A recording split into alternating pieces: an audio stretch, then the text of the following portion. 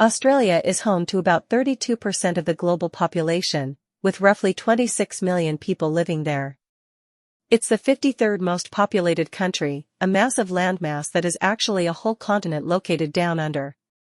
Despite being far from other major civilizations, Australia boasts the 13th largest economy in the world. In fact, Australians are ranked as the 20th richest people on Earth in terms of GDP per capita. So, how did Australia become so wealthy? Let's dive into some economic stats to find out. I'm Sam, and you're watching the Geography Bible. Australia has a booming economy, with a GDP of around $1.6 trillion USD, making it the 13th largest in the world. This puts Australia ahead of Spain and just below Brazil, which has over 8 times the population and is surrounded by many other countries. Australia's GDP per capita for purchasing power is just under $55,000 US, or about 77,000 Australian dollars. This places them ahead of Canada, the UK, and France, and just below countries like Germany, Sweden, and Austria. On top of that, Australia has the 8th highest average salary globally. These are impressive figures for a country where 90% of the population lives on just 3% of the land. One of the key reasons for Australia's wealth is its rich mineral resources. The country has so many minerals that not only are they enough to meet domestic needs, but Australia also exports large quantities to other nations around the world. Australia's wealth is greatly driven by its natural resources. In 2020, Australia was the world's largest producer of lithium, a crucial element used in batteries.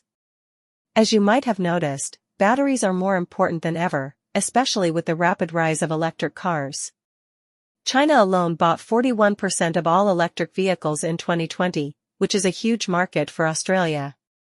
But that's not all. Australia is also the top producer of aluminum and opals globally, and the 3rd largest producer of diamonds. Another major contributor to Australia's prosperity is its food industry. The country grows a wide variety of crops, thanks to its vast land and diverse climates.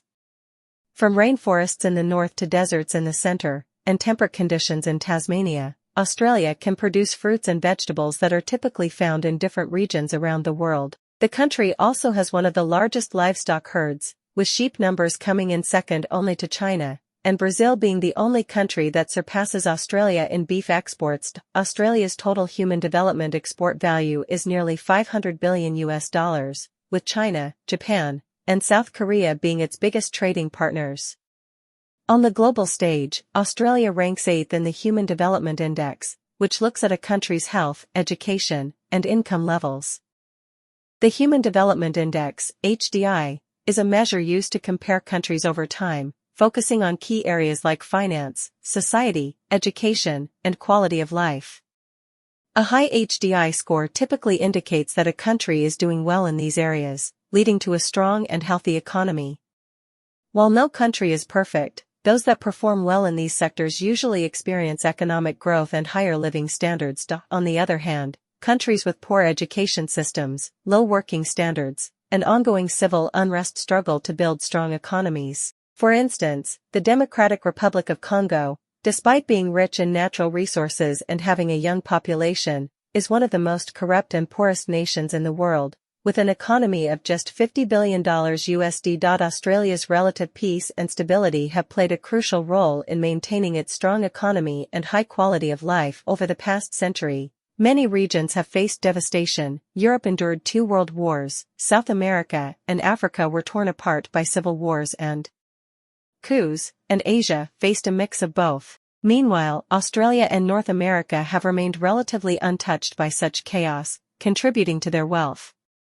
While Australia has been involved in conflicts, it hasn't experienced the same level of destruction as some other parts of the world. For example, there have been no bombings over the Sydney Opera House. Australia's immigration policy has also played a key role in its prosperity. Unlike countries that focus on cultural or ethnic diversity, Australia targets skilled workers to address specific gaps in its labor force. For instance, if there is a shortage of doctors, engineers, or teachers, Australia adjusts its immigration rules to bring in more of these professionals.